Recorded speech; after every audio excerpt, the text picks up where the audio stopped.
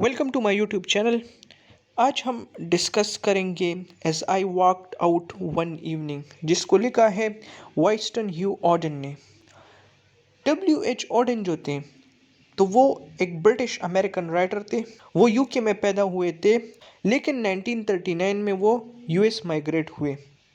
Odean जो थे वो एक सोशल एंड पॉलिटिकल राइटर थे। इस पोएम में जिन मेजर थीम्स को डिस्कस किया गया है वो है लव एंड टाइम। इस पोएम में हमारे पास तीन स्पीकर हैं। एक स्पीकर तो राइटर है, दूसरा स्पीकर जो है तो वो एक लवर है, और तीसरा स्पीकर जो है तो वो एक पर्सोनिफाइड क्लॉक है।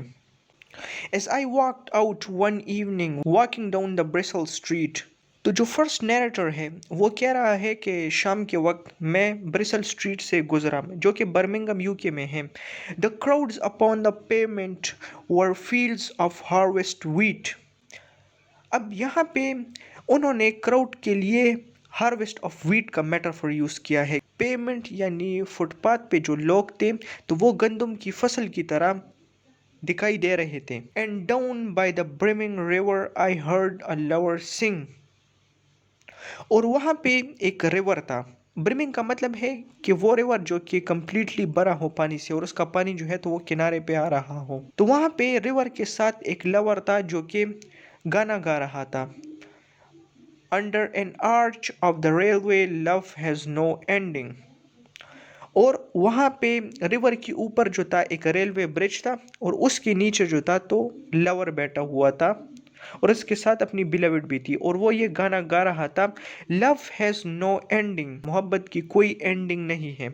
अब यहाँ से सेकंड नैरेटर बोलना शुरू कर देता है, जो कि सॉन्ग ऑफ लव गाता है। I will love you, dear, I will love you till China and Africa meet। तो वो अपनी बिलविड से कहता है, अपनी बिलविड से वो प्रॉमिस करता है कि मैं तुम्हें हमेशा लव करता रहूँगा, मैं तुम्हें तब तक लव करता रहूँगा जब तक चाइना और अफ्रीका एक साथ ना मिल जाए। And the river jumps over the mountain, और यह जो रिवर्स है वो माउंटेन के ऊपर चढ़ ना जाए।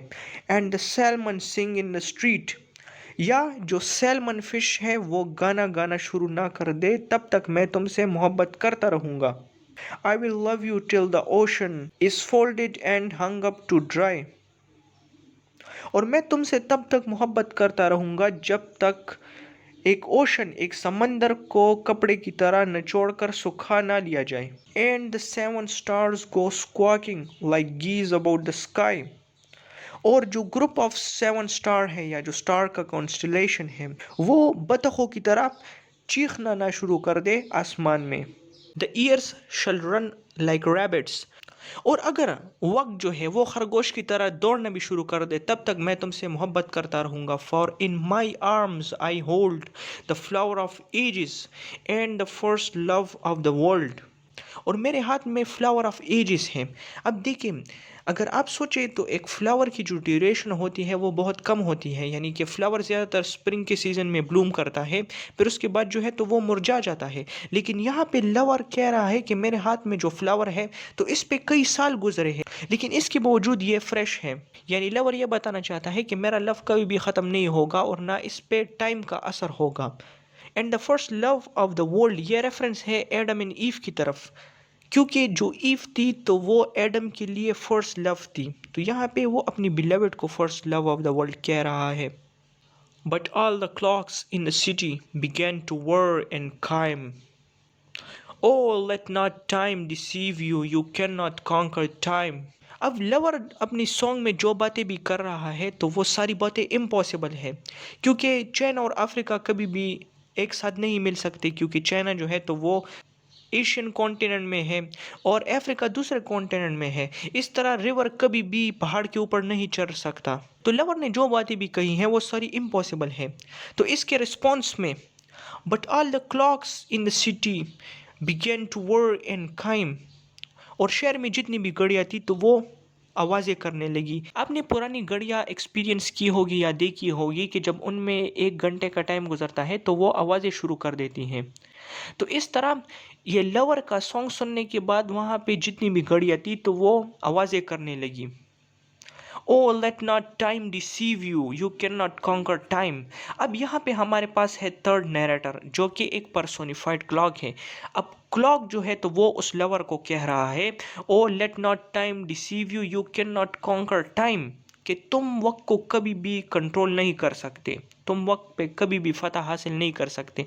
तुम जो ये बातें कर रहे हो कि मैं ये करूँगा मैं वो करूँगा, तो तुम्हें ये जहन में रखना चाहिए कि वक्त जो है वो गुजर रहा है, और वक्त तुम्हें धोखा दे सकता है लेकिन तुम वक्त को धोखा नहीं दे सकते। In the burrows of nightmare where justice naked is, time watches from the shadow and coughs when you would kiss। burrows का मतलब है होल्स या शगाफे, क्रैक्स वगैरह। अब यहाँ पे पोएट कहना चाहता है कि हमारी जो लाइफ है इसमें टाइम जो है वो बरोज़ में छुपा हुआ है, वो कहीं ना कहीं मौजूद है। अब यहाँ पे नाइटमेयर का जो लिटरल मीनिंग है तो वो है अ बैड ड्रीम, लेकिन यहाँ पे इसका आप कॉन्टेक्सचुअल मीनिंग लें तो यहाँ पे नाइटमेयर जो है तो वो लाइफ की वरीज को सिंबलाइज कर रहा है, और जस्टिस नेकेड यहाँ पे टाइम को सिंबलाइज कर रहा है कि टाइम कहीं ना कहीं पे मौजूद है, कि टाइम जो है वो इस लाइफ के बरोज में, होल्स में, हर जगह पे मौजूद है। Time watches from the shadow and coughs when you would किस। अब इन लाइंस का मतलब ये है कि जब आप अपने गोल्स के करीब पहुंचते हैं तो टाइम जो है वो कफ करता है, वो आपको रोकता है। आपने ऐसे वाक़यात सुने होंगे कि लोग जो है वो अपने गोल के करीब पहुंच जाते हैं, लेकिन ऐसा कोई हादसा पेश आ जाता है कि वो अपने गोल को अचीव करने से रह जाते हैं। तो इन लाइंस का भी यही मतलब है, time watches from the shadow and coughs when you would किस।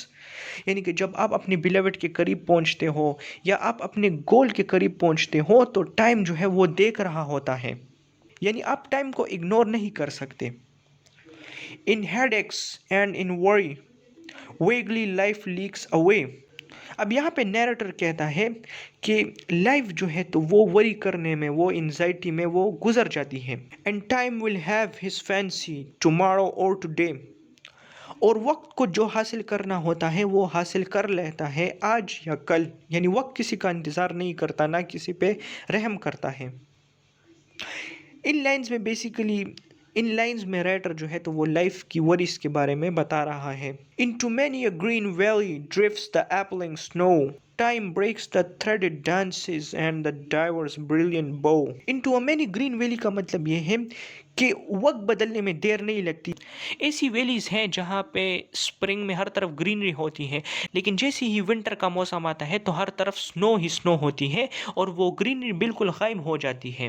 तो यहाँ पे राइटर जो है वो टाइम की पावर बता रहा है। Time breaks the thread dances, और टाइम जो है तो वो उन थ्रेड डांसेस को वो ब्रेक कर देता है।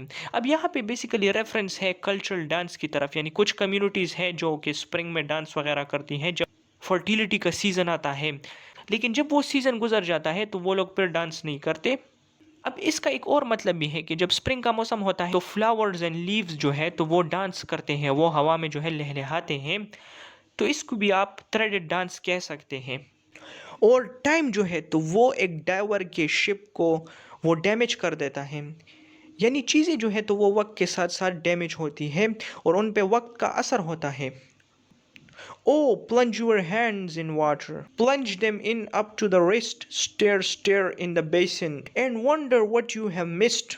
अब यहाँ पे नरेटर कह रहा है कि आप अपना हाथ जो है वो पानी में डालो और उसको रिच तक गीला करो और फिर उसे देखो कि तुमने क्या मिस किया है। अब ये लाइन सिंबॉलिक है, यहाँ पे नरेटर ये कहना चाहते हैं कि एक एक सेकंड में जो है तो वो टाइम गुजरता है, यानी आपको पता भी नहीं चलेगा और वक्त जो है तो वो गुजरा होगा, या कोई यानी पलक झपकते में इंसिडेंट्स या इवेंट्स जो है तो वो गुजर जाते हैं। And wonder what you have missed, और सोचो कि तुमने क्या मिस किया है। The glacier knocks in the cupboard, the desert sighs in the bed, and the crack in the teacups open and lane to the land of the dead. The glacier knocks in the cupboard, the desert sighs in the bed. अब ये कुछ ऐसी चीज़ें हैं जो कि impossible है, यानी कि कबर्ड में ग्लेशियर किस तरह आ सकता है या एक बेड पे जो है तो वो डेजर्ट किस तरह आ सकता है। तो क्रिटिक्स के मुताबिक जो है तो ये लाइफ की वरीज को सिंबलाइज कर रहे हैं, और कुछ ये कहते हैं कि टाइम जो है तो वो हर चीज़ पे अपना असर दिखाता है। यानी टाइम जो है तो वो आपके कबर्ड में ग्लेशियर भी ला सकता है। And the crack in the tea cup opens, यानी टाइम जो है तो वो हर चीज़ पे अपना असर दिखाता है, और इसकी वजह से जो हमारे पास टी के कप्स होते हैं तो वो भी कुछ टाइम के बाद जो है तो उनमें क्रैक्स आ जाते हैं और वो ख़राब हो जाते हैं। लेन, लेन का यहाँ पे मतलब है path, route to the land of the dead, और टाइम जो है तो वो लोगों को मौत का रास्ता दिखाती है। Where the beggars raffle the banknotes and the giant is enchanting to gill. अब इन लाइंस में भी वो कुछ ऐसी चीज़ों का जिक्र कर रहा है जो कि इम्पॉसिबल है, जो कि रियलिटी के अगेंस्ट है। फॉर एग्जांपल वो कह रहा है कि टाइम जो है तो वो एक बेगर से अमीर आदमी बना सकता है। Where beggars raffle the notes, कि जहाँ पे अब एक फ़कीर के पास जो है तो बहुत सारे नोट्स होंगे। And the giant is enchanting to Jack, कि वो जैंट जो था वो अब जैक से डर रहा है। अब इस लाइन में रेफरेंस है Jack to the beanstalk, जो कि एक फेरी टेल है। तो इस लाइन में जो कुछ होता है वो उस फेरी टेल की अल्टरनेट है, कि जैक जो है तो वो उस जैंट से नहीं डर रहा है।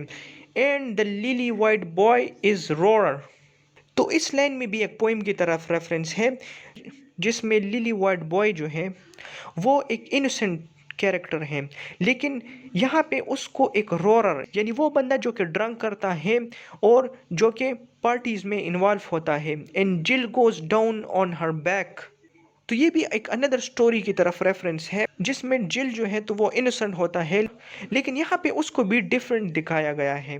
O look into the mirror, O look in your distress, life remains a blessing although you can not bless.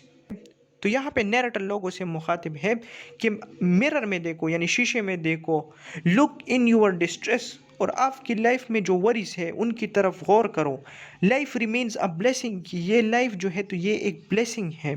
Although you can not bless, कि अगरचे तुम इसकी तारीफ नहीं करते, तुम गॉड का शुक्रिया अदा नहीं करते, लेकिन इसके बावजूद जो है तो ये लाइफ एक ब्लेसिंग है और इसको एंजॉय करो।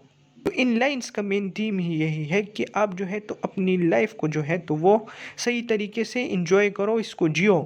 ओ stand stand at the window as the tears scaled and start, you shall love your crooked neighbor with your crooked heart, कि आप अपनी विंडो में खड़े हो जाओ और अगर आपके जहन में कोई इमोशन है तो उसको निकालो और अपने नेबर से या अपने आसपास के लोगों से मोहब्बत करो, अगरचे वो डिसऑनेस्ट हो। क्रोकेट का यहाँ पे मतलब है डिसऑनेस्ट, डिसीटफुल, या यहाँ पे इसका मतलब ये भी हो सकता है कि वो लोग जो कि दूसरों से डिफरेंट हो, वो लोग जिनका रिलीजन डिफरेंट हो, फिर भी आप उन लोगों से मोहब्बत करो, क्योंकि लाइफ में टाइम बहुत कम है। With your crooked heart, with your crooked heart, तो इसका मतलब ये है कि आप अपने क्रोकेड हार्ट से, अपने डिसीटफुल हार्ट से, यानी कि अपने जहन से ये चीज़ें निकालो, बस सिर्फ लव करो, क्योंकि लाइफ में लव के सिवा कुछ भी नहीं है। अब अगेन इस लाइन में जो फर्स्ट नैरेटर है तो वो स्पीक कर रहा है। It was late late in the evening, यानी वो वॉक करने निकला था तो अभी लेट इवनिंग है। The lovers they were gone, और जो लवर्स वहाँ पे खड़े थे तो वो अपने घर चले गए थे। The clocks had ceased their chiming, और जो क्लॉक्स थे तो उन्होंने भी अपनी आवाज़ बंद कर दी थी। And the deep river ran on, और जो रिवर था तो वो चलता गया, यानी ये लाइन भी सिंबॉलिक है कि लाइफ जो है तो वो चलती गई। Thanks for watching my video.